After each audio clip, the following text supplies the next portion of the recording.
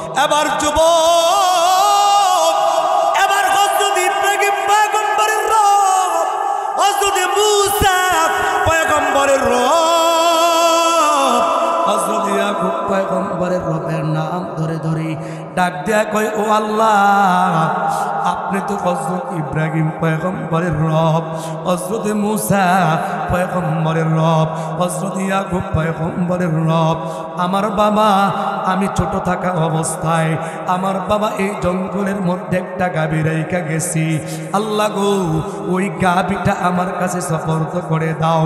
এই গাভীটা তোমার কাছে আমানত আমার বাবা রাখছি, ওই আমানত আমার কাছে ফিরে দাও। এবার এই কথা বলতে দেরি এই যুবকের সামনে এই গাভীটা সাথে সাথে চলে আসছে। এই গাভী সাথে সাথে চলে আসছে। এবার গাভীটার মাথাটা নত করে দিছি।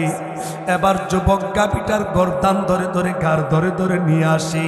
শয়তান একটা আসছে, আইসা ডাক দেয়া কয়, যুবক, তুমি একটা কাজ করো, আমি অমুক জায়গার মধ্যে যাব, তোমার এই গাভীটার মধ্যে সোয়ার করাইয়া আমাকে একটু বাড়ি পর্যন্ত পৌঁছাইয়া দাও, বিনিময়ে আমি তোমাকে কিছু টাকা দেব, পয়সা দেব। যুবক ডাক দেয়া কয়, না না, আমার মা আমাকে এই গাভীর উপরে কাউকে আরোহণ করার অনুমতি দেয় নাই। আমার মা নিষেধ করছে, আমি এই গাভীর মধ্যে কাউকে চড়াইতে পারবো না। এই কথা বলে যুবক এবার আল্লাহ তাআলার কাছে দোয়া করছে। এবার যুবক সামনের দিকে রওনা হইছে। আল্লাহ তাআলা এই গাভীর জবান খুলে দিচ্ছে। এবার গাভী যুবকটাকে ডাক দিয়া কয়, ও যুবক, এত কষ্ট করবা, কষ্ট করে করে বুঝি বাড়ির দিকে যাইবা, এত কষ্ট করার দরকার নাই, তাড়াতাড়ি তুমি আমার পিঠের মধ্যে আরোহণ করো, আমি তোমার মায়ের কাছে তোমাকে পৌঁছাইয়া দেব। যুবক ডাক দিয়া কয়, সাবধান সাবধান, এই কথা দ্বিতীয়বার বলবা না, কারণ তোমার উপরে চড়ার জন্য, তোমার উপর আরোহণ করার জন্য আমার মা আমাকে অনুমতি দেয় নাই, সুতরাং তুমি এইভাবে তুমি আমার সাথে চলো। এবার গাভীর জবান আল্লাহ তাআলা খুলে দেয়। গাভী ডাক দিয়া কয়, এর যুবক, তুমি বড় ভাগ্যবান, তুমি যদি এই মুহূর্তে আমার উপর আরোহণ করতা, তাহলে আমি তোমার একটা কথাও শুনতাম না। তোমার মায়ের আনুগত্য করার কারণে, তোমার মার কথা শোনার কারণে আল্লাহ তাআলা তোমার মর্যাদা এমনভাবে বাড়াইয়া দিছি। ওই যে পাহাড় দেখা যায়, তুমি যদি এই মুহূর্তে বলো ওই পাহাড় তুমি আমার কাছে এসে যাও, ওই পাহাড়টা সাথে সাথে তোমার সামনে চলে আসবে। कौनन के मुख्तार खुदा तुमको बनाया, कौनन के मुख्तार खुदा तुमको बनाया, उम्मत के निगाहबान खुदा तुमको बनाया, उम्मत के निगाहबान खुदा तुमको बनाया। या रब मेरे आँखों में समा जाए मदीना, या रब मेरे आँखों में समा जाए मदीना, मुद्दत से मेरे दिल में तमन्ना है मदीना, मुद्दत से मेरे दिल में तमन्ना है मदीना। আল্লাহ তাআলা এই সূরাতুল বাকারার মধ্যে কয়েকটা পয়েন্ট আল্লাহ তাআলা বুঝান। তো বনি ইসরাইলের মধ্যে হযরত মূসা আলাইহিস সালাতু ওয়াস সালাম একজন যুবক ছিল, তার একজন চাচাতো বোন ছিল। আমি কিন্তু তাফসীরে ঢুকে গেছি, খুব খেয়াল করি, আলোচনা লম্বা হবে না, খুব গুরুত্ব সহকারে ধরেন। চাচাতো বোন সুন্দরী, আমাকে মধ্যে টাকা পয়সার লোভ আছে না নাই? কথা কয় না। আর বিয়ার আগে যদি যৌতুক লওয়া যায় তাহলে তো আরো ভালো, কথা কয় না। অধিকাংশ যুবকদের মধ্যেই যৌতুকের লোভ আছে না নাই? আর কিছু না দেখ, শ্বশুর বাড়িতে যদি একটা মোবাইল না দে তাহলে মনটা খারাপ, কথা কয় না। ও আপনার কিন্তু হুন্ডা নি? ও আচ্ছা আচ্ছা আল্লাহ। তো এই চাচা তো বোন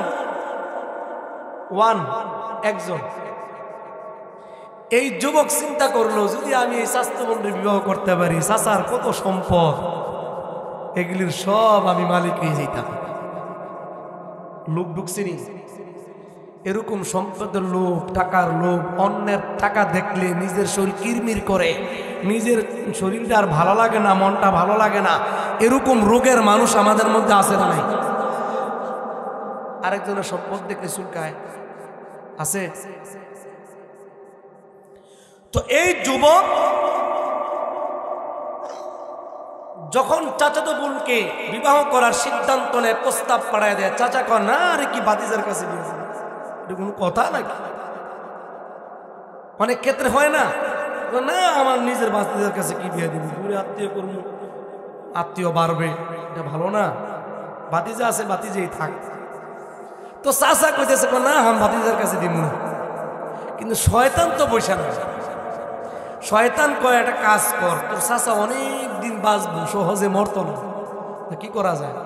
ওর তোর চাচারে নিয়ে কোথাও নিয়ে গিয়া হতায় দে। যদি হতায় দিতে পারো তাহলে তুমি তোমার চাচা তো মনরও পাইবা, টেয়া পয়সাও কি, টেয়া পয়সাও কি ভাই। তাহলে শয়তান বুদ্ধিটা দিচ্ছে, ভালো না খারাপ? টেয়া পাইব না, ভালো না খারাপ? অনেক সমাজে বহুত মানুষ এমন আছে, মানুষকে টাকার লোভে বিভিন্ন গুনার কাজের মধ্যেও লাগায় দেয়, কথা বলেন ঠিক কিনা? কিন্তু সাবধান, ধন সম্পদ কামানোর লোভে গুনার কাজে হাত বাড়ান যাবে না, গুনার কাজে পা বাড়ান যাবে না। গান বাজনার আয়োজন করা ভালো কাজ না খারাপ কাজ? জানার পরেও করবে। বিড়ি সিগারেটের প্যাকেটের মধ্যে লেখা থাকে ধূমপান স্বাস্থ্যের জন্য ক্ষতিকর, এরপরে খায় কি খায় না? এটা কি জান্না শুননা খাইছে না না জান্না খাইছে? এখন গান বাজনা শোনা আপনারা জানেন গুনার কাজ, এরপরে যারা করে নিজের পায়ে নিজে কুড়াল দিল না। আল্লাহ সবাইকে সহি বুঝদান করেন, সকলে বলি আমি। শয়তান ঈশা যুবককে ডাক দিয়া কয়, তুমি যদি তোমার চাচার সম্পদ ভোগ করতে চাও, তোমার চাচাকে কোথাও নিয়ে তাড়াতাড়ি হত্যা করে দাও, অন্যথায় তোমার চাচার সম্পদ ভোগ করা তোমার পক্ষে সম্ভব হবে না। কারণ কি কি কারণ? কারণ হলো তোমার চাচা অনেক দিন পর্যন্ত দুনিয়ার বুকে বেঁচে থাকবে। অনেক দিন পর্যন্ত বেঁচে থাকলে তোমার চাচাতো বোনকেও তুমি বিবাহ করতে পারবা না, এমনকি তোমার চাচার সম্পদ তুমি ভোগ করতে পারবা না। এমন একটা বুদ্ধি দে শয়তান। শয়তানের বুদ্ধি গ্রহণ করে, কারণ ভালো মানুষ শয়তানের বুদ্ধিতে কখনো নিজের জীবন পরিচালনা করতে চায় না, কথা বলেন ঠিক কিনা? আজকাল আমাদের সমাজে মানুষ জানে নামাজ পড়া ফরজ, পর্দা করা ফরজ, যাকাত দেওয়া ওয়াজিব, কিন্তু মানুষ জানার পরেও করে না। কারণ কি কি কারণ? ধোঁকার মধ্যে পড়ে আসি, শয়তানের মিথ্যা ধোঁকার মধ্যে পড়ে পড়ে পড়ে পড়ে মসজিদের পাশে বাড়ি, মসজিদের পাশে গুরুস্থান, মসজিদের পাশে ঘর থাকার পরেও 5 ওয়াক্ত মসজিদে আজান শোনার পরেও মসজিদের মধ্যে নামাজ পড়তে আসে না, এমন ধরনের মুসল্লি আসে না না। এই জন্য বাবা, কোনটা ভালো কাজ কোনটা খারাপ কাজ, এই বিষয়গুলা আমাদের খুব ভালো করে খেয়াল করতে হবে। এই যুবক চিন্তা করলো, শয়তান যে আমাকে একটা বুদ্ধি দিল, বুদ্ধিটা তো তেমন খারাপ না, তাহলে কি করা যায়? একদিন এলাকার মধ্যে সরকারের রিলিফের মাল দেওয়া শুরু করছি। কোন জায়গায় বহুদূর যাইতে হবে, কয়েক এলাকা পার হয়ে যাইতে হবে। এবার চাচার কাছে গেছে। চাচার কাছে যাওয়ার পর চাচাকে ডাক দেয়া বলে, চাচা অমুক জায়গার মধ্যে বিভিন্ন ধরনের সরকারি মাল দেয়। আমি তো যুবক মানুষ, আমি গেলে আমার কাছে বেশি সম্পদ দিবে না, আমাকে বেশি মাল দিবে না, এই জন্য আমি বেশি দিন চলাফেরাও করতে পারবো না, বেশি দিন পর্যন্ত আমি খাইতে পারবো না। আপনি যদি আমার সঙ্গে একটু সাথে যান, তাহলে রিলিফের মাল আমি বেশি পাবো, সরকারি মাল আমি বেশি পাবো, তাহলে আমি কিছুদিন ভালো করে চলাফেরা করতে পারবো, ভালো মন্দ কিছুদিন খাইতে পারবো। চাচাকে যে কথাগুলা বলছে ভালো না খারাপ? কথাগুলা কি ভালো, কিন্তু চাচা বাতিজার জন্য মোহাব্বত ভালোবাসা আছে না নাই? কথা কয় না। যতই কিছু হোক বাতিজা তো বাতিজায় বলছে, কথা তো ফলানো যায় না। বাতিজাকে ডাক দিয়া কয়, বাতিজা টেনশনের কোনো কারণ নাই, চিন্তার কোনো কারণ নাই, কোন সময় তোমার সাথে যাইতে হবে শুধু আমাকে বলো। এবার যখন যুবক বলল অমুক দিন অমুক সময় আমার সঙ্গে যাইবেন, এবার যুবক চাচাকে লইয়া চলতে শুরু করছি। চলতে চলতে চলতে চলতে যেই এলাকার মধ্যে অন্ধকার নেমে আসছি, ওই এলাকার একটা নির্জন জায়গার মধ্যে চাচাকে ধইরা জবাই কইরা হত্যা কইরা চাচাকে আবার একটা নির্জন এলাকার মধ্যে রাইখা চলে আসছি। এবার যখন রাত্র শেষ হইয়া সকাল হয়ে যায়, সকাল হয়ে যাওয়ার পর চাচার জন্য কান্নাকাটি করি, চাচার জন্য মায়া। চাচা গেল কোথায়, চাচা আছে কোথায়, এইভাবে কান্নাকাটি করে। কিন্তু আসলে এটা তো আসল কান্না না, এটা হলো কান্নার বাহানা, এটা তো আসল কান্না না, এটা হলো কান্নার নামে ধোঁকাবাজি। কিন্তু চাচার যে লাশটা পড়ে আছে, আত্মীয় স্বজন বন্ধু বান্ধবকে এই কথা বুঝায় আমিও চাচার জন্য মোহাব্বত রাখি, ভালোবাসা রাখি, আমিও চাচার জন্য কান্দি। এই দেখো আমি চাচার জন্য হাই হুতাশ করি, আমিও চাচাকে তালাশ করি। করতে করতে করতে করতে ওই যে চাচার লাশটা রেখে আসলো, ওই এলাকার মধ্যে গেছে। ওই এলাকার মধ্যে যাওয়ার পর এলাকার মানুষদেরকে ডাক দেয়া কয়, এলাকার মানুষেরা শুনো, তোমাদের এলাকার মধ্যে আমার চাচার লাশটা পাওয়া গেছে, সুতরাং তোমরাই আমার চাচাকে হত্যা করেছ, তোমরা আমার চাচার মুক্তিপণ দিবা অথবা তোমাদের প্রতিশোধ আমরা গ্রহণ করব। আসলে এই জায়গার মধ্যে সত্যকে মিথ্যা দিয়া সাজানো হয়েছে। কথা বলেন ঠিক কিনা? আমাদের সমাজে বহুত এমন অন্যায় অপরাধ হয়, যেই অন্যায় অপরাধগুলা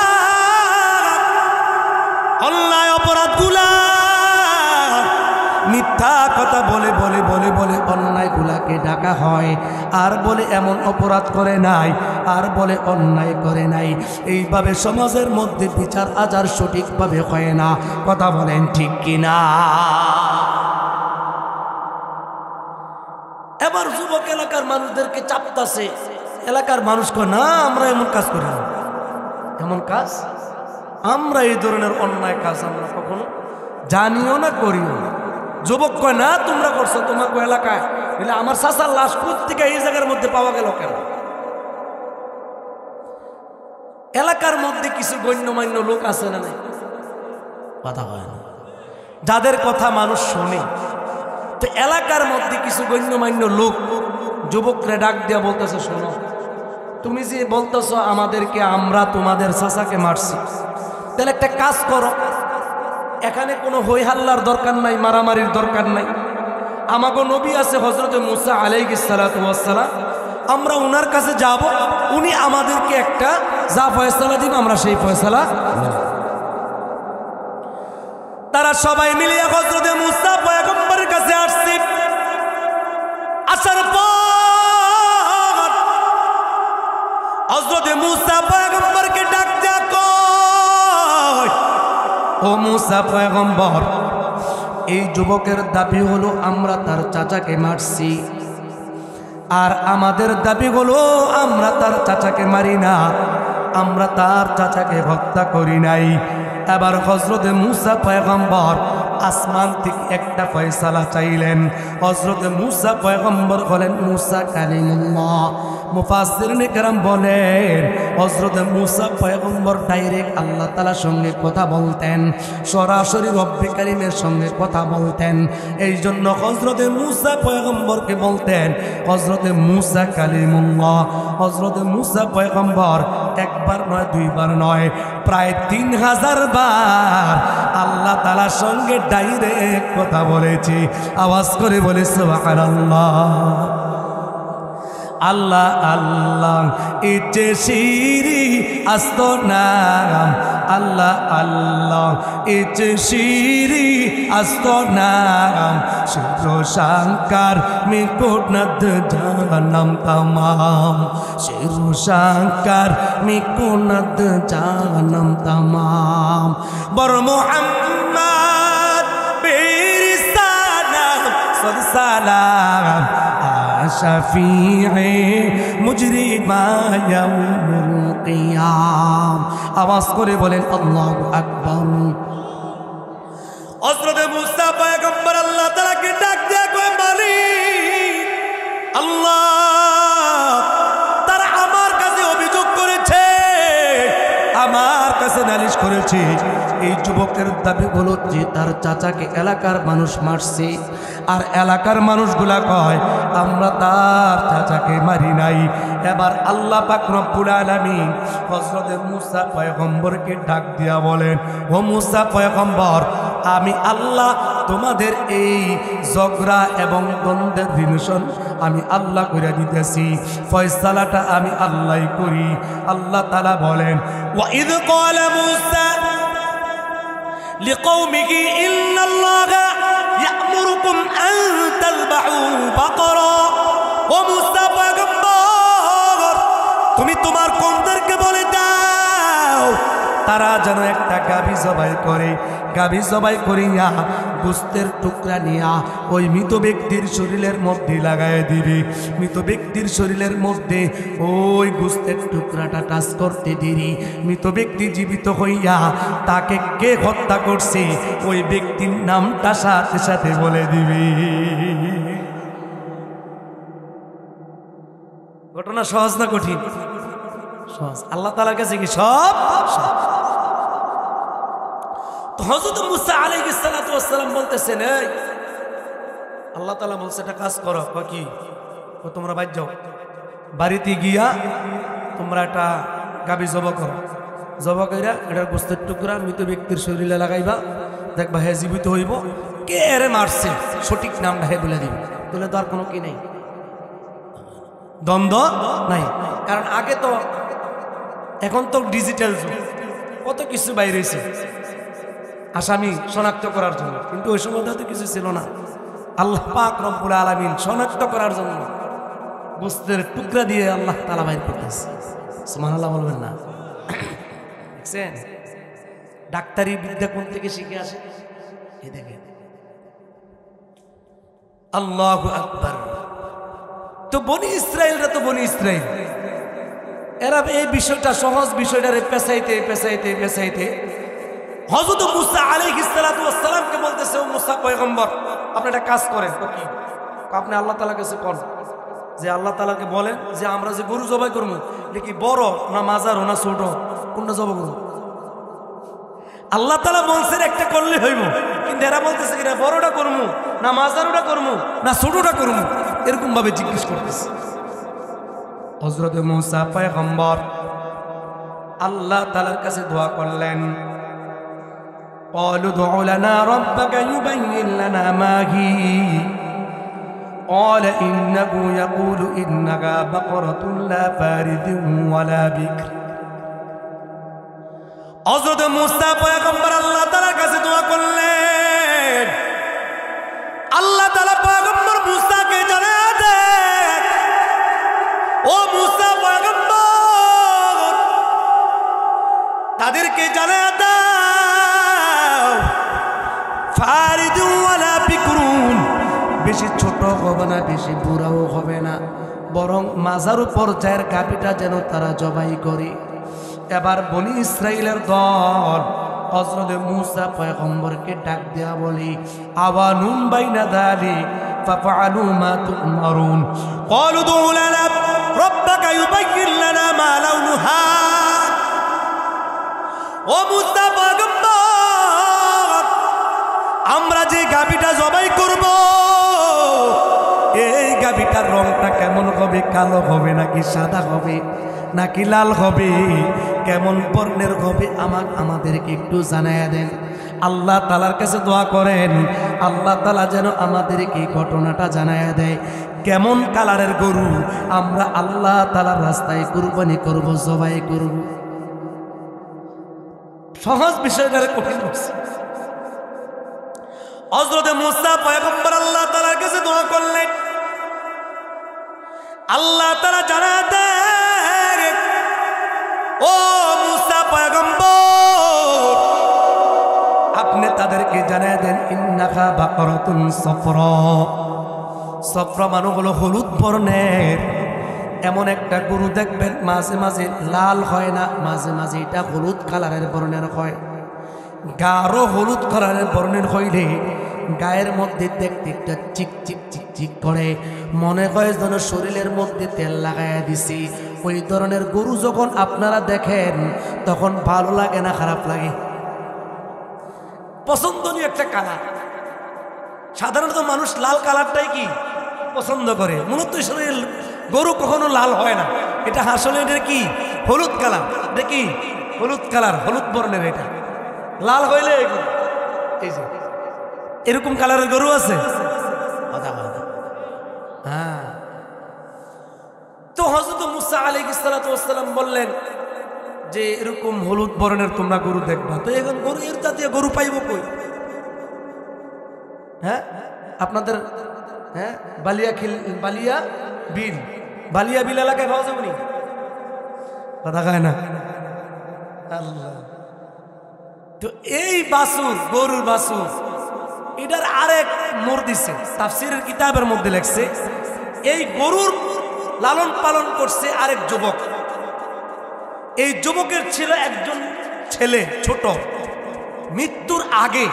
খুব ভালো করে বুঝলেন, এটা কিন্তু সরাসরি সূরাতুল বাকারা থেকে বলতেছে, এটা কিন্তু নাটক সিনেমার কোনো গল্প কাহিনী কিচ্ছা না, খুব ভালো করে বুঝলেন। তো হযরত মূসা আলাইহিস সালাতু ওয়াস সালাম তখন বর্ণনা করেন নাই, বলেন নাই যে কোন জায়গার মধ্যে এই জাতীয় গরু, এই বয়সের গরু, এই কালারের গরু, এই গুণের গরু। কেমন গরু? এই গরু দিয়ে কোনো হাল চাষ করা যাবে না। হাল চাষ করছে এমন গরু না, এটা দিয়ে দুধ দহন করছে, দুধ খাইছে, হ্যাঁ এরকম গরু হওয়া যাবে। এত শর্ত শরতের মধ্যে এই গরু কই ফাম?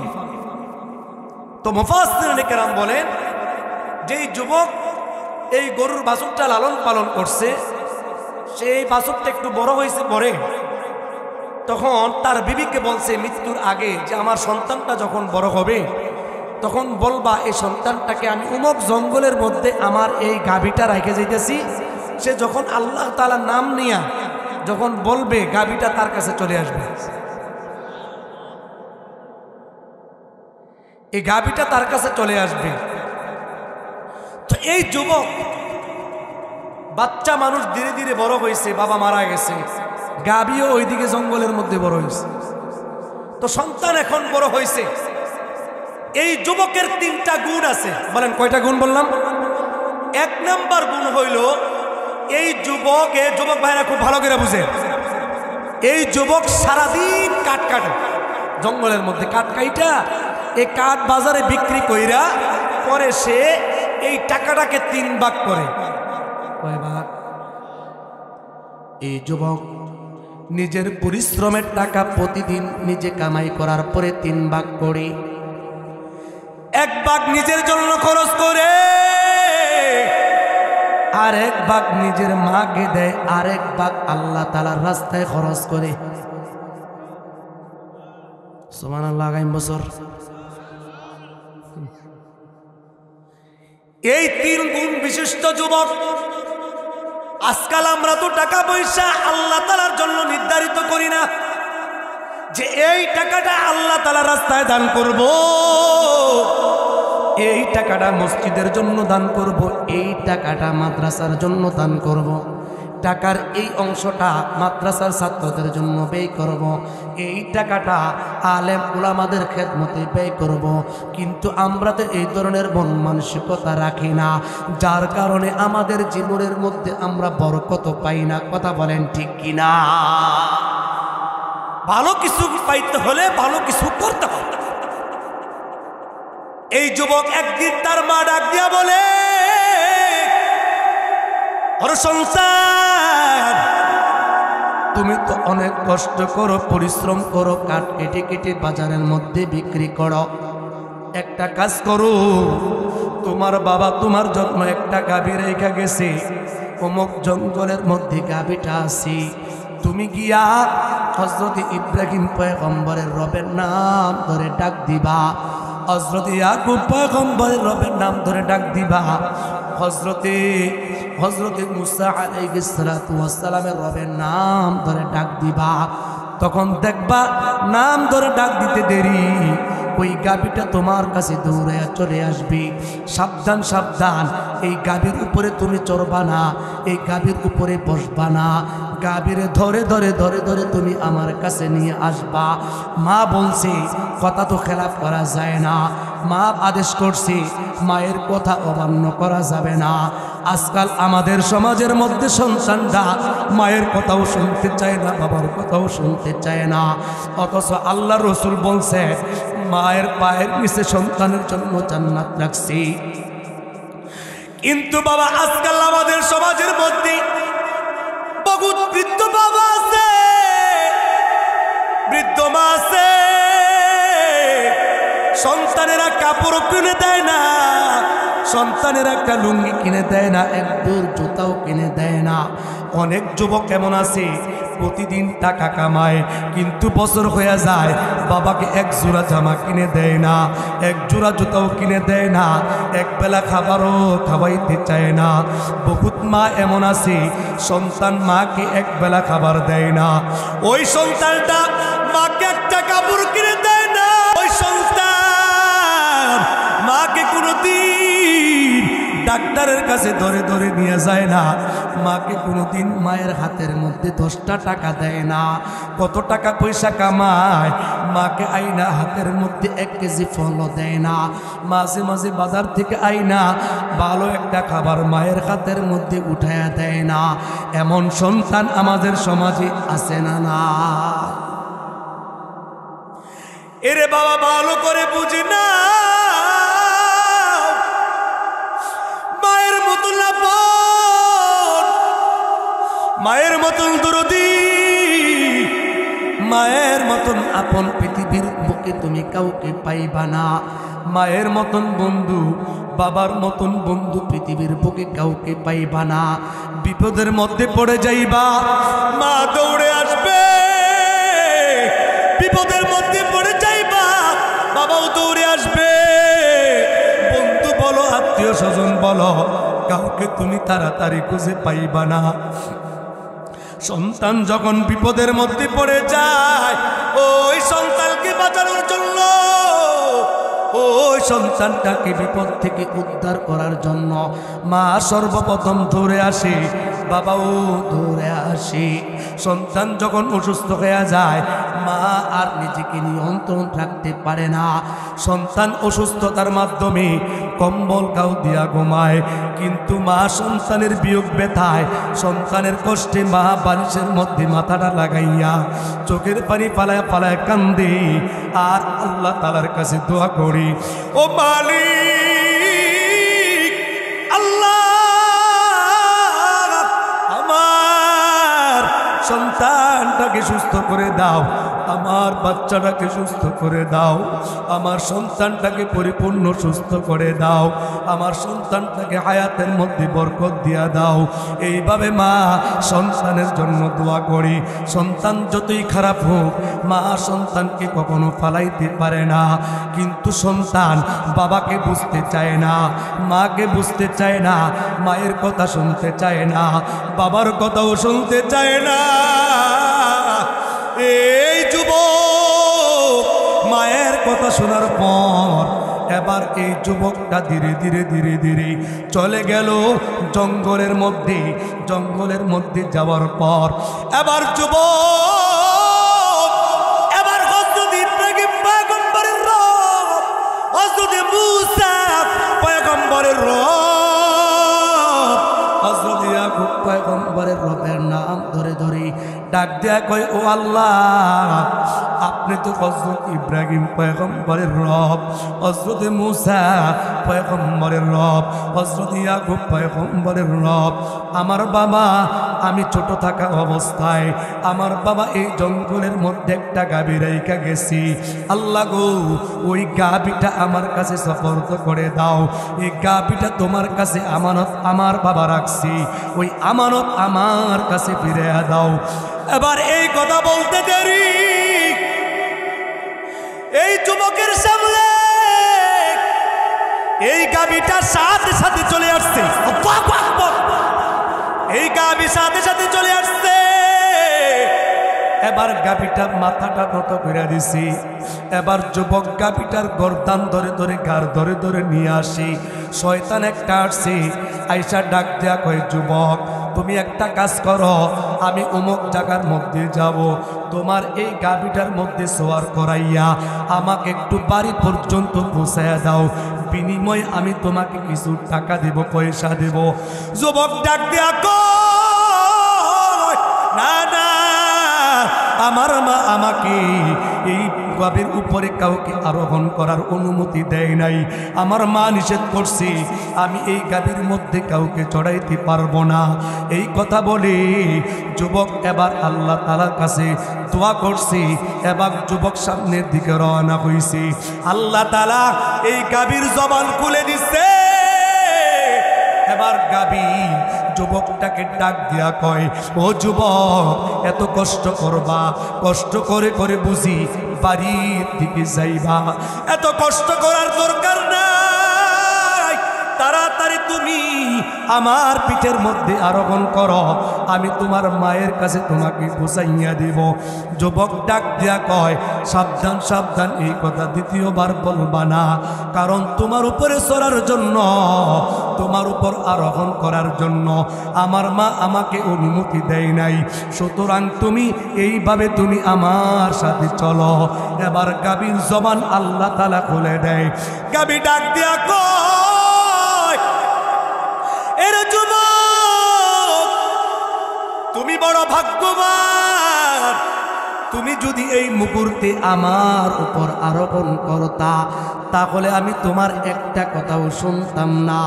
তোমার মায়ের আনুগত্য করার কারণে, তোমার মার কথা শোনার কারণে আল্লাহ তাআলা তোমার মর্যাদা এমনভাবে বাড়াইয়া দিছে। ওই যে পাহাড় দেখা যায়, তুমি যদি এই মুহূর্তে বলো ওই পাহাড় তুমি আমার কাছে এসে যাও, ওই পাহাড়টা সাথে সাথে তোমার সামনে চলে আসবে। এবার যুবক ধীরে ধীরে মায়ের কাছে চলে আসছে।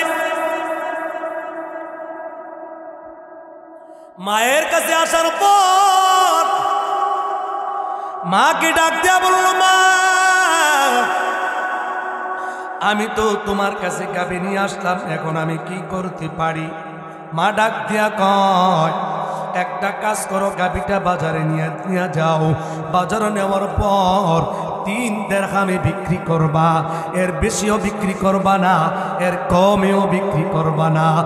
এবার যুবক ধীরে ধীরে চলে যায় বাজারের দিকে। যাওয়ার পর এবার যুবকের সামনে আল্লাহ তাআলা একটা ফেরেশতা পাঠায় দিছি।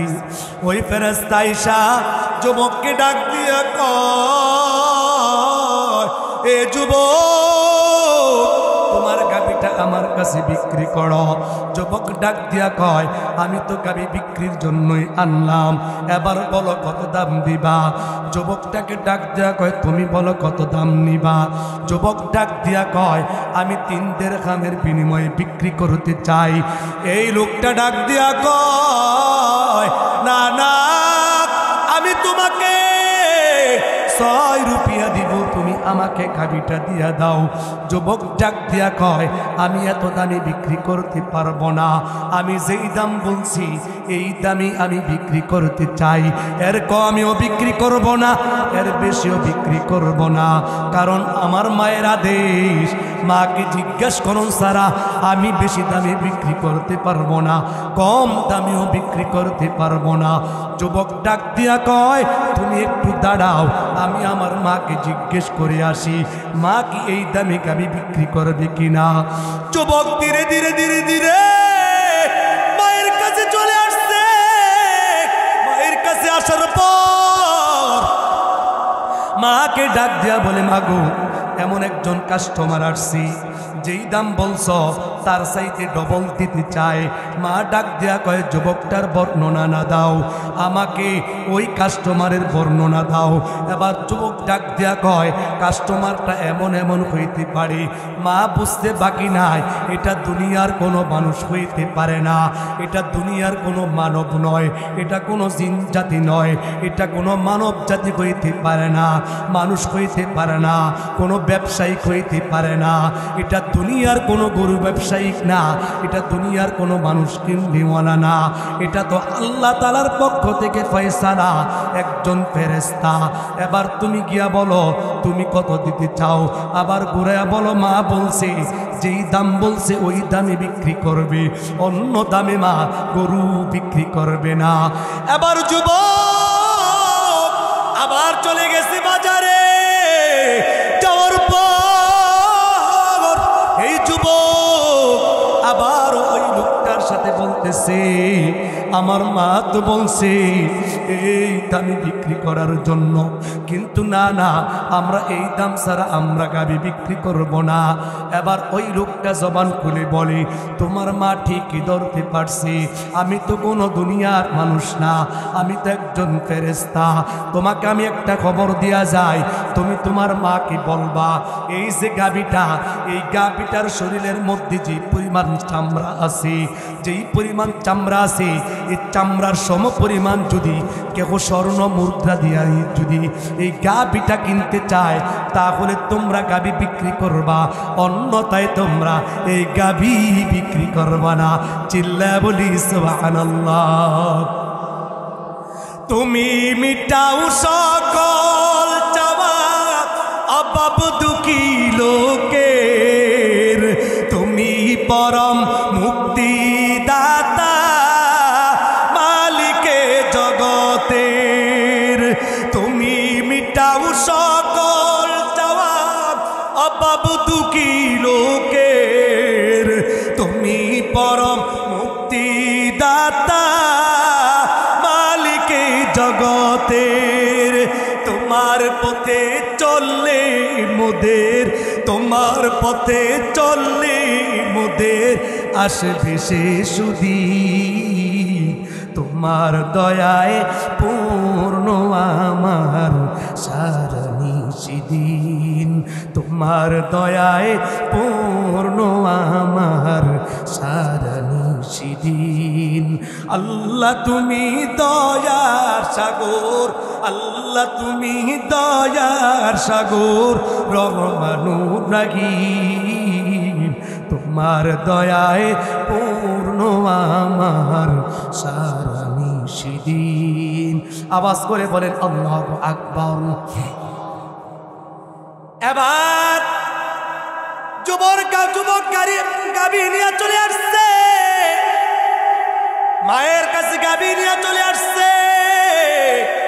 মাকে ডাক দেয়া কয় মা আমাকে তো বলছে এই গাভীর চামড়া পরিমাণ স্বর্ণ মুদ্রা যদি কেউ কিনতে চায় তাহলে এই চামড়ার সম পরিমাণ স্বর্ণ মুদ্রা দিয়া এই গাভীটা খরিদ করতে পারবে, অন্যথায় গাভী খরিদ করা যাবে না। মা এই কথা শোনার পর বুঝতে পারলেন। আল্লাহ তাআলা হযরতে মূসা পয়গম্বরকে আবারও জানায়া দেয়, ও মূসা পয়গম্বর, তোমার কওমদেরকে জানায়া দাও তারা যেন অমুক জায়গার মধ্যে এমন এমন একটা গাবি আছে, তারা অমুক জায়গার মধ্যে যায়, তাদেরকে বলে দাও এই গাবির এমন এমন মূল্য দিয়া তারা যেন গাবিটা নিয়ে যায়। জবাই করার পর গাবির এই গোশতের টুকরা দিয়া ওই মৃত ব্যক্তির শরীরের মধ্যে লাগায়া দেয়। লাগাই দিলে পরে ওই মৃত ব্যক্তি জীবিত হইয়া সঠিক হত্যাকারীর নামটা সাথে সাথে জানায় দিবে। এবার মার কাছে হযরত মূসা পয়গম্বরের লোকেরা আসছে। আসার পর হযরত মূসা পয়গম্বরের কওমের লোকেরা চলে আসছে। আসার পর এই গরু এই গাভীর সমপরিমাণ চামড়ার ওজন দিয়া স্বর্ণ মুদ্রা দিয়া এবার চলে আসছে। তারা গাভীকে নিয়ে জবাই করলো। জবাই করার পর গোশতের টুকরা দিয়া এই বাবা এবার তারা মৃত ব্যক্তির শরীরের মধ্যে লাগায়া দেয়। ওই মৃত ব্যক্তি সঙ্গে সঙ্গে জীবিত হয়ে যায়। তাইলে আল্লাহ তাআলা ওয়াদা করছি জীবিত করে দিব, জীবিত করে দিচ্ছে। জীবিত করার পর এবার এই মৃত ব্যক্তি জীবিত হইয়া নামটা জানায়া দেয়, আমার বাতিজা আমাকে হত্যা করছে। এলাকার মানুষ বুঝতে বাকি নাই, পয়গম্বর মূসা বুঝতে বাকি নাই। এতদিন পর্যন্ত বাতিজা যা করছে সব কিছু হলো নাটক। আজকাল আমাদের দেশেও আয়নাগরের নামে কিছু নাটক সাজাইছে এবং কি সিরিয়ার মধ্যে নাটক সাজাইছে। সিরিয়ার মধ্যে দেখলাম বহুত আয়নাগর বানাইছি। কারো কারো 15 বছর, কারো কারো 20 বছর, কারো কারো 30 বছর পর্যন্ত জীবনের লাইফটা সেই জায়গার মধ্যে আসাদ শেষ করে দিছে।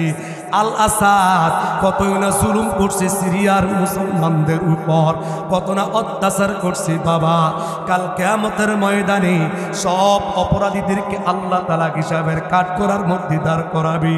আমরাও যদি অপরাধী গো, এই অপরাধীর জন্য আমরাও আল্লাহ তাআলার কাছে ধরা খেয়ে যাব। আল্লাহ পাক রব্বুল আলামিন সূরাতু আলে ইমরানের 135 নম্বর আয়াতের মধ্যে আল্লাহ পাক রব্বুল আলামিন বলেন, ওয়াল্লাযীনা ইযা ফাআলু ফাহিশাতান আও যালামু আনফুসাহুম, যারা খারাপ কাজ করে ফেলছে, অন্যায় করে ফেলছে, নিজের উপর জুলুম করছে, তারা যখন আল্লাহ তাআলার কাছে তওবা করবে তো আল্লাহ তাআলা বান্দাকে ক্ষমা করে দেয়। আমাদের গুনাহ হয়ে গেলে ক্ষমা চাবো কার কাছে? আমাদেরকে পবিত্র করবেন কে? আল্লাহ তাআলা বলেন, ইন্নাল্লাহা ইউহিব্বুত তাওয়াবিন ওয়া ইউহিব্বুল মুতাতাহহিরিন। আল্লাহ তাআলা যে সমস্ত বান্দারা আল্লাহ তাআলার কাছে তওবা করে ওই সমস্ত বান্দাদেরকে আল্লাহ তাআলা বলেন, আমি আল্লাহ ওই তওবা করনেওয়ালা বান্দাদেরকে আমি আল্লাহ মুহাব্বত করে ভালোবাসি। আমি আল্লাহ তাদেরকে আমার প্রিয় হিসাবে কবুল করি এবং তাদেরকে পবিত্র বানায় দিই। তাহলে গুনাহ থেকে বাঁচবার জন্য, গুনাহ থেকে পবিত্র হবার জন্য 1 নাম্বার মেডিসিন, কারণ আমাদের জীবনে অপরাধের অভাব, বিভিন্ন আইটেমের অপরাধ। আল্লাহু আকবার। এখন তো মুসলমান ওয়াজ মাহফিল শুনতে চায় না, ভালো লাগে না। কারণ কি? গুনাহ করতে করতে করতে করতে করতে করতে কলিজা অন্ধকার হয়ে গেছে। কথা হয় না, অন্ধকার জায়গার মধ্যে আলো দেখা যায়। এখন যদি আপনি এই জায়গাটা আলোকিত করছেন লাইট লাগায়, যেই জায়গার মধ্যে লাইট নাই এই জায়গার মধ্যে দেখা যায়। কথা হয় না। তাহলে যেই কলবের মধ্যে ঈমান নাই, আমল নাই, জিকির নাই, নামাজ নাই, কুরআন তেলাওয়াত নাই, হালাল নাই, হারাম বিবেচনা করে না, ওই অন্তরের মধ্যে অন্ধকার ছাড়া কি আছে? এই অন্ধকার কলব দিয়া, তখন দেখবেন ওয়াজ ভালো লাগে না, নামাজ ভালো লাগে না, কোরআন তেলাওয়াত ভালো লাগে না। মাঝে মাঝে হুজুর দেখলে শরীরে কিটমিট করবো, হুজুর এমনি চলে কা, হুজুর এগুলো করে কা, হুজুর ইমাম সাহেব এমনি কয় কা, এগুলি কয় কা, এমনি। তখন হুজুর ইমাম সাহেব যদি একটু কথা বলে, তখন দেখবেন যে মজা লাগে না। আর মজা লাগবে না, বুঝবেন এর অন্তরের মধ্যে সমস্যা। কথা হয় না, সব রোগ ধরা খায় না, কিছু কিছু রোগ আছে ধরা খায়। যখনই দেখবেন ইসলামের বিরোধিতা করে, কোরআনের বিরোধিতা করে, হ্যাঁ, ওয়াজ মাহফিল মজা লাগে না, গান বাজনা মজা লাগে, মেলার মধ্যে যেতে মজা লাগে, হ্যাঁ, যেখানে নারী পুরুষ আছে একসাথে আড্ডা মারে ওই জায়গার মধ্যে যাইতে মজা লাগে, তাহলে বুঝবেন যে আসলে হ্যাঁ দিলের মধ্যে কি আছে সমস্যা।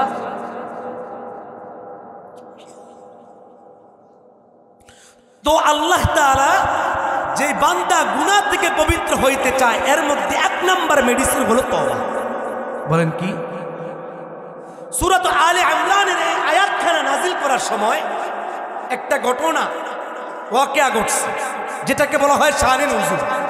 কি বলে? শানে নুজুল। তাফসীরের বিভিন্ন কিতাবের মধ্যে লেখছে, তাবুকের যুদ্ধে হযরতে আব্দুর রহমান ইবনে সাঈদ রাদিয়াল্লাহু তাআলা আনহু জিহাদের মধ্যে যাবেন। এ বাবা ভালো করে বুঝেন,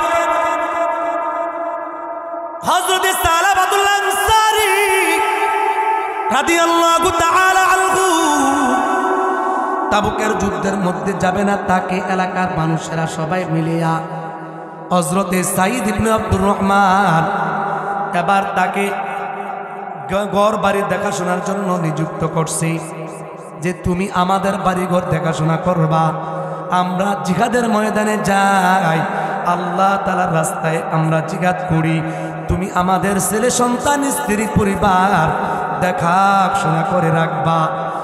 কিন্তু জিহাদের ময়দানে চলে গেছে, এদিকে জিহাদে চলে গেছে,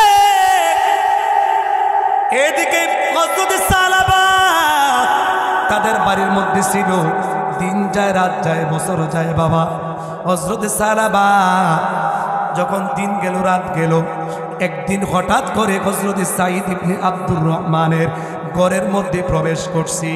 এ বাবা ইম্পর্টেন্ট একটা কথা খুব ভালো করে বুঝে, এই হযরত সালাবা হযরত সাঈদ ইবনে আব্দুর রহমানের ঘরের ভিতরে ঢোকার পর তার স্ত্রীর হাতের মধ্যে ধরছে। ভালো কাজ না খারাপ কাজ? কথা কয় না। আমাদের দেশে বহুত যুবক এমন আছে, হ্যাঁ, প্রেমিকালয়ে হাত ধরে ধরে হাঁটে। কথা কয় না। আর আছে না নাই? আবার হাত ধরে ধরে হাঁটে হাঁটে, ভালো কথা, আবার টিকটকও করে। কথা কয় না। অশ্লীলতার শেষ নাই। টিকটক কি? খাইতে গেলে টিকটক, বইতে গেলে টিকটক, খাইতে গেলে টিকটক, চিত্ত এলে টিকটক। এমন মাঝে মাঝে এমনও হয় বাথরুমে যাবে এইটাও টিকটক করে। কথা কয় না? এমন অবস্থা আছে না নাই? আবার মাশাআল্লাহ যুবকদের চুলের যে স্টাইল, মোটামুটি হাফ লেডিস। কথা কয় না? যুবক ভাইয়েরা এই সমস্ত জিনিস বাদ দিয়া দিনের প্রতি ফিরে আসো বাবা, দিনের প্রতি ফিরে আসে। এগুলি ইসলাম না, এগুলি ইসলাম না, এগুলি ভালো কাজ না। ভালো কাজ করো, ভালো ভিডিও করো, যেগুলির দ্বারা মানুষের কাজ হবে, ফায়দা হবে। তো গুনার কাজ থেকে বাঁচবার জন্য যে কথাটা বলতেছিলাম, গুনার কাজ। হযরত সাঈদ ইবনে আব্দুর রহমানের স্ত্রী বলতেছে, সালাবা লা হাওলা ওয়ালা কুওয়াতা ইল্লা বিল্লাহ, তুমি কি করতেছো? তোমার ভাই তোমাকে আমাদের কাছে আমানত হিসাবে রেখে গেছে, আর তুমি আমাদের গায়ে হাতে স্পর্শ করো। এই কথাটা বলতে দেরি, সালাবার গায়ে মনে হয় আসমান থেকে আকাশ ভাঙ্গা মাথার মধ্যে আসছে। হযরতে সালাবা বলতেছে, আমি তো অন্যায় করে ফেলছি, গুনার কাজ করে ফেলছি। তওবা করার জন্য সব ঘরবাড়ি ছেড়ে চলে গেছে জঙ্গলের ভিতরে। জঙ্গলের ভিতরে যাওয়ার পর হযরতে সালাবা কান্দে, আল্লাহ তাআলার কাছে দোয়া করে, মালিক আমি তো অন্যায় করে ফেলেছি, অপরাধ করে ফেলেছি গো মালিক, মাফ করে দাও, ক্ষমা করে দাও। তুমি যদি মাফ না করো, তুমি যদি আমাকে ক্ষমা না করো, কোথায় যাব, কার কাছে যাব? হযরতে সালাবা এইভাবে পাহাড়ের মধ্যে কান্নাকাটি করে। এইভাবে রাত্র যায়, দিন যায়। ওইদিকে জিহাদের ময়দান থেকে আবার সাহাবায়ে কেরাম চলে আসলো, কিন্তু সালাবাকে তো দেখা যায় না। হযরতে সাঈদ ইবনে আব্দুর রহমান চলে আসছে। বাড়িতে আসার পর সালাবাকে আর দেখে না। এবার বিবিকে ডাক দিয়া কয়, বিবি আমার, বলো না আমার সালাবা কোথায়? ডাক দিয়া কয়, সালাবা তো এমন এমন অন্যায় কাজ করছি। এবার সাঈদ ইবনে আব্দুর রহমান চলে গেছে সালাবাকে আনার জন্য।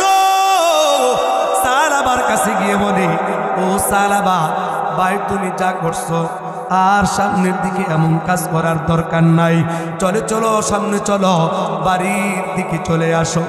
সালাবা কয়, ডাক দিয়া কয়, সালাবা, সালাবা ডাক দিয়া কয়, আব্দুর রহমান, না না, আমি এইভাবে বাড়ির দিকে যাব না। একটা কাজ করো, আমাকে তুমি 2টা হাত রশি দিয়া বাঁধো। রশি দিয়া বাঁধার পর 2টা হাত আমার গর্দানের মধ্যে নিয়ে যাও। আমাকে চেঁচাইয়া চেঁচাইয়া আমাকে এবার তুমি নবীজির কাছে নিয়ে যাও। সাঈদ ইবনে আব্দুর রহমান কি এবার 2টা হাত রশি দিয়া বাইন্দা বাবা এবার যখন এলাকার মধ্যে নিয়ে যায়, হযরত আবু বকরের কাছে নিয়ে যায়। হযরত আবু বকর বলেন, আমার থেকে এখান থেকে সরাইয়া দাও, আমার এখানে তার কোনো সুযোগ নাই। হযরতে ওমর ফারুকের কাছে যাওয়া হয়। হযরত ওমর ফারুক বলেন, আমার কাছে জায়গা নাই, এখান থেকে সরে যাও। এইভাবে এক এক করে নবীজির কাছে আসা হয়। নবীজি বলে, আমার এখান থেকে সরে যাও। এইভাবে যখন এক এক করে সবাই তাড়ায়া দে, সালাবা আব্দুর রহমানকে ডাক দিয়া কয়, ভাই আব্দুর রহমান, আমাকে ছেড়ে দাও, আমাকে ছেড়ে দাও, আমি আমার রবের দরবারে চলে যাই। আবারও জঙ্গলের মধ্যে চলে গেল। জঙ্গলের মধ্যে যাওয়ার পর আল্লাহ তাআলার কাছে এইভাবে কান্দে, মালিক আল্লাহ, মাফ করে দাও, ক্ষমা করে দাও। এই বাবা তওবা করে যদি না যাও, এইভাবে যদি আল্লাহ তাআলার কাছে তওবা না করো, জীবনের গুনাহ যদি মাফ না চাও, আখিরাতে আল্লাহ তাআলার দরবারে কি জবাব দিবা? এই যে এলাকার মধ্যে গুরুস্থানের দিকে তাকাও, যে এই গুরুস্থানের উপলক্ষে আজকে আপনারা ওয়াজ মাহফিল দিচ্ছেন। এই ওয়াজ মাহফিল যে গুরুস্থানের উদ্দেশ্য হলো, এই গুরুস্থানের দিকে তাকায় দেখো না, কারো কারো মা নাই, কারো কারো বাবা নাই, কারো দাদা নাই, কারো সন্তান নাই, কারো স্ত্রী নাই, কত আত্মীয় স্বজন, কত বন্ধু বান্ধব এই গুরুস্থানের মধ্যে শুয়ে আছে। কত যুবক, কত স্বপ্ন ছিল জীবনে, এই গুরুস্থানের মধ্যে শুয়ে আছে। অনেক টাকাওয়ালা শুয়ে আছে, অনেক গাড়ির মালিক শুয়ে আছে, অনেক নেতা, অনেক এমপি, অনেক মন্ত্রী, অনেক জমিদার, কত নেতা দেখলাম, কত জমিদার দেখলাম, আজকে তারা অনেকে গুরুস্থানের মধ্যে শুয়ে আছে।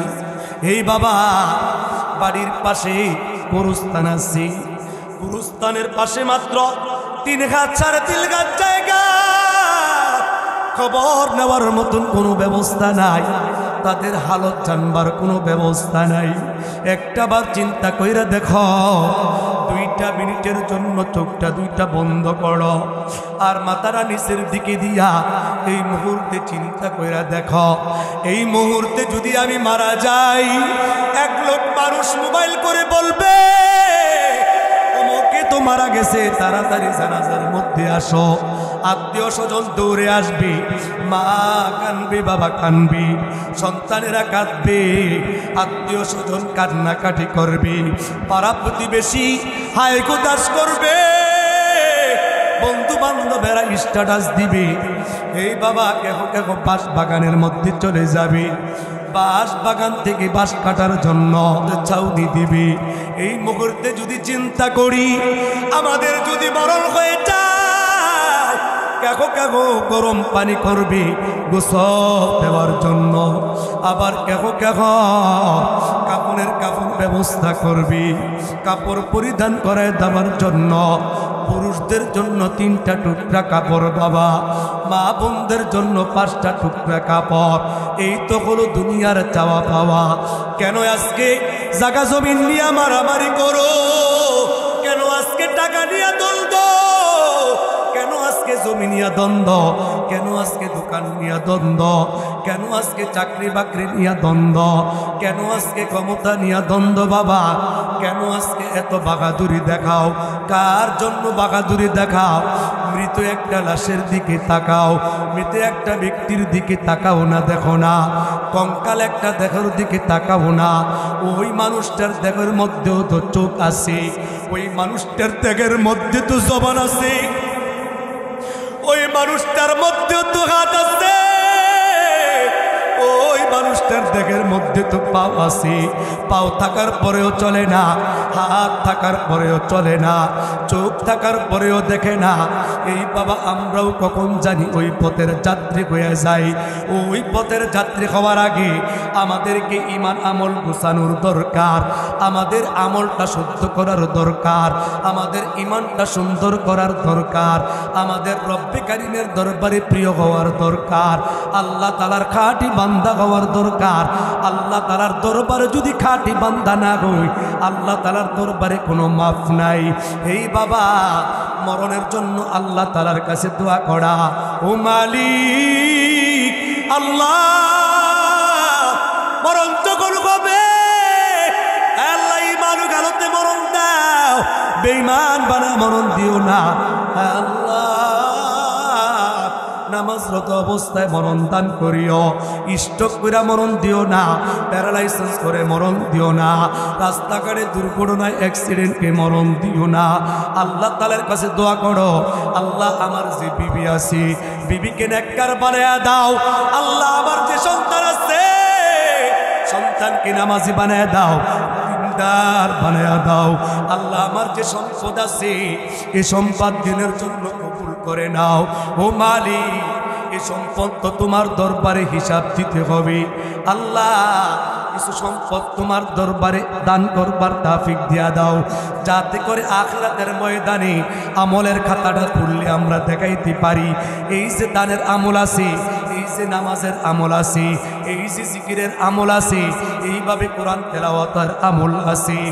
ও মা বোনেরা শুনে নাও, মা বোনেরা গুরুস্থানের দিকে তাকাও, গুরুস্থানের দিকে তাকায় দেখো মাগো তোমার মতন কত সুন্দরী নারী ছিল, কত সুন্দর সুন্দর অলংকার পরছে, কত সুন্দর সুন্দর থ্রি পিস পরছে, কত সুন্দর সুন্দর শাড়ি পরছে, তারপরেও দুনিয়ার বুকে এইগুলি দুনিয়ার মধ্যে পড়া রয়েছে।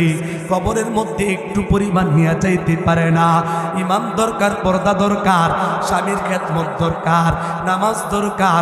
যদি স্বামীর খেদমত করতে না পারো, ইমানটা ঠিক করতে না পারো, নামাজটা ঠিক মতো করতে না পারো, পর্দা পশিদায় ঠিক মতো না পারতে পারো, আল্লাহ তাআলার কাছে কি জবাব দিবা? আল্লাহ তাআলার দরবারে জবাব দেওয়ার জন্য রেডি হয়ে যাও। আল্লাহ তাআলার দরবারে কি জবাব দিবা? আল্লাহ তাআলার দরবারে জবাব দেওয়ার জন্য যেন বিনা হিসাবে জান্নাত পেতে পারো এমন একটা আমল তৈরি করে নাও, এমন একটা জীবন সাজাও। ও যুবক ভাইয়েরা, লেখাপড়ার পাশাপাশি মসজিদের মধ্যে 5 ওয়াক্ত নামাজ পড়ো, মা বাবার কথা শোনো, আলেম ওলামাদের কথা অনুযায়ী নিজের জীবনটা পরিচালনা করো। যদি আল্লাহ তাআলা তৌফিক দেয় মাঝে মাঝে দাওয়াতে তাবলীগের মধ্যে যাও। যদি সময় পাও আলেম ওলামাদের কাছে গিয়া কোরআনটা শিখে নাও। যদি সময় পাও মসজিদের মধ্যে 2 রাকাত নামাজ পড়ে 5 ওয়াক্ত নামাজ পড়ে চোখের পানি পালাইয়া আল্লাহ তাআলার কাছে কানবা। কারণ তোমার মতন কত যুবক অন্ধকার কবরে শুয়ে আছে, দেখছি বাইক নিয়ে চলাফেরা করছে, কত সুন্দর বাইক নিয়ে বাইরেছে, কত উদ্দেশ্য নিয়ে বাইরেছে, আনন্দ করবে, উল্লাস করবে। কিন্তু বাবা ওই বাইক নিয়ে আর বাড়ির দিকে ফিরতে পারে নাই।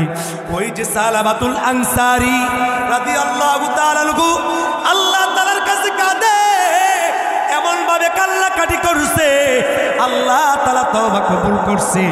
এবার আল্লাহ তাআলা হযরত জিবরাইলকে ডাকলেন, ও জিবরাইল যাও যাও পয়গম্বর নবীজির কাছে যাও, নবীজিকে জানায়া দাও আমি আমার সাহাবী হযরত সালাবার তওবা কবুল করে নিলাম। তওবা করে আবার তওবা ভাঙ্গিলা, অবশেষে খাঁটি তওবা করিলাম, অবশেষে খাঁটি তওবা করিলাম। আল্লাহ তাআলার কাছে তওবা করো, মালিকের কাছে বলো। হযরত সালাবাতুল আনসারীর ব্যাপারে হযরত জিবরাইল নবীজির কাছে আসছে, নবীজিকে বলে ওগো পয়গম্বর আল্লাহ তাআলা তো আপনার সাহাবী হযরত সালাবার তওবা কবুল করে নিছে। আল্লাহু আকবার। হযরত সালাবার তওবা কবুল করছে। নবী আমার সাহাবায়ে কেরামদেরকে বললেন, আমার সাহাবারা তাড়াতাড়ি করো, জঙ্গল থেকে আমার সালাবাকে তাড়াতাড়ি আমার কাছে নিয়ে আসো। হযরত আবু বকর, হযরত উমর, হযরত হানজালা সহ আরো অনেকে এবার হযরত সালাবাকে আনার জন্য চলে গেছে। ধীরে ধীরে ধীরে ধীরে সালাবার কাছে গেছে, তাকিয়ে দেখে সালাবা মালিকের দরবারে দুই হাত তুলে কান্নাকাটি করে, ও মালিক জীবনে অন্যায় করে ফেলছি, আল্লাহ গো মাফ করে দাও। এই যুবক যখন এইভাবে আল্লাহ তাআলার কাছে কান্নাকাটি করে, সাহাবায়ে কেরাম গিয়া সালাবাকে ডাক দিয়া কয়, ও সালাবা আর কাঁদতে হবে না, আর কাঁদতে হবে না, সালাবারে আর কান্না করার দরকার নাই, আল্লাহ তাআলা তোমাকে ক্ষমা করে দেওয়ার ঘোষণা দিছি। এবার সাহাবায়ে কেরাম হযরত সালাবাকে নিয়ে নবীজির সামনে চলে আসছে। নবীজিকে সামনে আসার পর নবীজি এখন ফজরের নামাজ পড়াইতেছে। আস্তে আস্তে রাত্র হয়ে গেছে। নবীজি আয়েশা দেখে নবীজি নামাজ পড়ান, নবীজি ইমামতি করেন। হযরত সালাবা এবার নবীজির পিছনে ইক্তেদা করলেন, ফজরের নামাজ পড়তেছেন, নবীজি পড়তেছেন হাত্তা যুরতুমুল মাকাবির। এইভাবে নবীজি নামাজের মধ্যে কুরআন তেলাওয়াত করতেছে। হযরত সালাবা নবীজির কুরআন তেলাওয়াত শুইনা হঠাৎ করে বেহুশ হয়ে জমিনের মধ্যে পড়ে গেছে।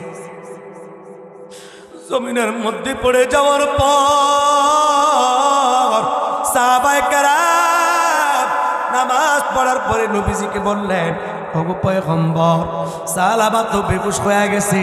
নবীজি বললেন, সাহাবায়ে কেরাম সালাবার চেহারার মধ্যে এবার তোমরা একটু পানি ছিটাইয়া দাও। সাহাবায়ে কেরাম পানি ছিটাইয়া দিচ্ছে, কিন্তু না না সালাবার কোনো সারা শব্দ নাই। কিন্তু তাকায় দেখে সালাবা আর দুনিয়ার বুকে নাই, সালাবা দুনিয়া থেকে বিদায় হয়ে চলে গেছে। এই বাবা আমরাও কখন জানি দুনিয়া ছেড়ে চলে যাই, মরণ জানি কখন আসে আমরা কেউ জানি না। মরণ আসার আগে আগে ইমানটা ঠিক করে নাও, মরণ আসার আগে আগে আমলটা ঠিক করে নাও। এই বাবা কত মানুষ কতভাবে মারা যায়, কেউ রাস্তায় দুর্ঘটনা অ্যাক্সিডেন্টে মারা যায়, কেউ আবার হাসপাতালে ক্লিনিকে মারা যায়, কেউ আবার বিদ্যুৎ স্ফুরটি মারা যায়, আবার কেহ কেহ ঘুমের মধ্যেও মারা যায়। এই বাবা একটা বার চিন্তা করে দেখো, তোমার আমার যদি মরণ হয়ে যায় আমাদের ঠিকানাটা কোন জায়গায় হবে? হযরত সালাবা মারা যাওয়ার পর বললেন সালাবাকে তাড়াতাড়ি কাফনের ব্যবস্থা করো। সাহাবায়ে কেরাম সালাবাকে কাফনের ব্যবস্থা করছে। কাফন দাফনের ব্যবস্থা করার পর এবার নবীজি সালাবার দেহটাকে এবার কাঁধে নিলেন। এবার নবীজি কবরের দিকে দেহটা লইয়া সালাবার লাশটা নিয়া কবরের দিকে যায়। এই বাবা আমার আপনার লাশটাকে যেন কাঁধে নেয় আমরা কেউ জানি না। আমার ছেলে সন্তানের সামনে আমার মরণ হবে কিনা জানি না, আমার স্ত্রী পরিবারের সামনে মরণ হবে কিনা জানি না, আমার এই দেহটা কে বহন করবে জানি না, আমার এই দেহের মধ্যে কে কাফন পরিধান করাইবে আমরা কেউ জানি না। এই বাবা গুরুস্থানে শুয়ে যাওয়ার আগে আল্লাহ তাআলার কাছে তওবা করো, নিজের জীবনের গুনাহগুলি আল্লাহ তাআলার কাছে ক্ষমা চাও, আল্লাহ তাআলার কাছে মাফ চাও। নবীজি হযরত সালাবার লাশটা নিয়ে যখন গুরুস্থানের দিকে যায়, নবীজি পাও উস্কায়া উস্কায়া কবরের দিকে আগায়। যখন কবরস্থ করা হয় কবরের পরে নবীজিকে সাহাবায়ে কেরাম জিজ্ঞেস করলেন, ওগো পয়গম্বর আমরা আপনাকে দেখলাম, সালাবার লাশটা যখন আপনি কাঁধের মধ্যে বহন করলেন আপনি পাউডা উস্কায়া উস্কায়া হাঁটছেন, কারণ কি কারণ? পয়গম্বর নবীজি বলেন, ও আমার সাহাবারা, আমার সালাবা এমন ভাবে গুনার থেকে আল্লাহ তাআলার কাছে তওবা করছি, আল্লাহ তাআলাও এমন ভাবে সালাবাকে কবুল করছে, তার জীবনের গুনাহগুলি এমন ভাবে মাফ হয়ে গেছে। আমার সালাবার এই জানাজার মধ্যে এত পরিমাণ ফেরেশতা আসছে, আমি নবীজি পাও কদম পালানোর মতন জায়গা খুঁজে পাই না। এই জন্য বাবা আল্লাহ তাআলার দরবারে নিজের গুনাহ মাফের জন্য আল্লাহ তাআলার কাছে তওবা করো, ইস্তেগফার করো। কারণ বলা যায় না হাশরের ময়দানে জীবনের হিসাবটা কত কঠিন হবে। হযরতে আয়েশা সিদ্দিকা রাদিয়াল্লাহু তাআলা আনহা একদিন বসে বসে কান্নাকাটি করে, এমন সময় নবী আমার আসছে। আয়েশা বলে, ও আয়েশা কেন কান্দো? হযরত আয়েশা ডাক দিয়া কয়, নবী গো আমি তো জাহান্নামের ভয়ে কান্দি। হযরত আয়েশা বলেন, নবী গো কাল কিয়ামতের ময়দানে কঠিন বিচার দিনে আমাদের কথা মনে থাকবে নি? কোন পয়গম্বর নবীজি হযরত আয়েশাকে ডাক দিয়ে বলেন, আয়েশা কাল কিয়ামতের ময়দানে তিন জায়গায় কেউ কারো পরিচয় দিবে না।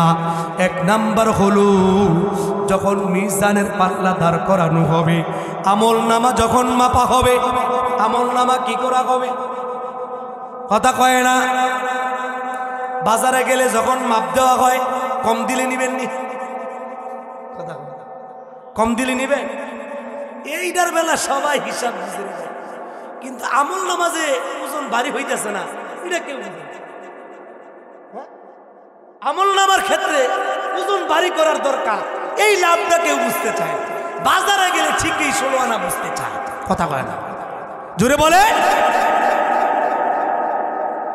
নবীজি বলেন, মিজানের পাল্লা যখন দাঁড় করানো হবে ওই জায়গার মধ্যে আমলের নেকের পাল্লা বাড়ি হবে নাকি গুনার পাল্লা বাড়ি হবে, ওই রেজাল্টটা জানার জন্য এমন একটা ভয়ঙ্কর অবস্থা তৈরি হবে। আমি নবীজি ওই সময় কারো সাথে পরিচয় দেওয়া যাবে না, কারো কথা ওই সময় স্মরণ থাকবে না।